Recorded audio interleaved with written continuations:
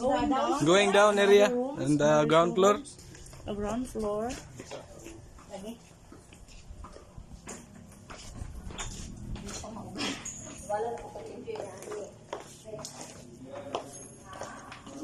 We have caretaker already. This is the ground floor of the property. Yes. The servants' room. Not room. The first bedroom and the second bedroom. Oh, a mini room. This is the Very nice. This one is the living area.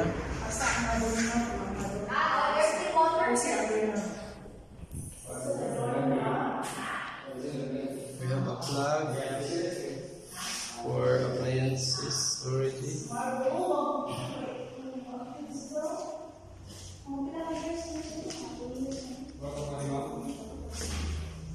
also the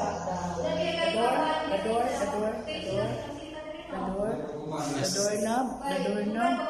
We have a doorknob. Then the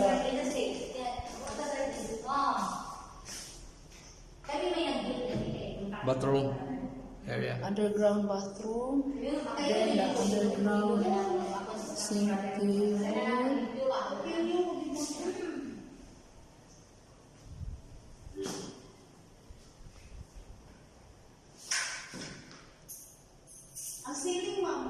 Ceiling. Then outside.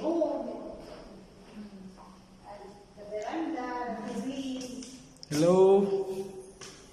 We can see here the Philippine What a very nice, very fresh air. Very fresh air. If you go upstairs, you can see the beach, the sea one. This it's kanang overlooking the sea at the taas. Ocean view. Ocean view. Sea level. Nothing. Fully finished by the barbed wire. Yeah, until it reach the other highway, the other boundary. The boundary here is the road, the barangay road. Barangay Road. Barangay road, man no? Ma'am, what is the exact address of this property? Jumgao. Hongao?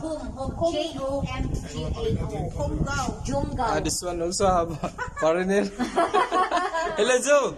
Are you okay there? Hongao. Jumgao.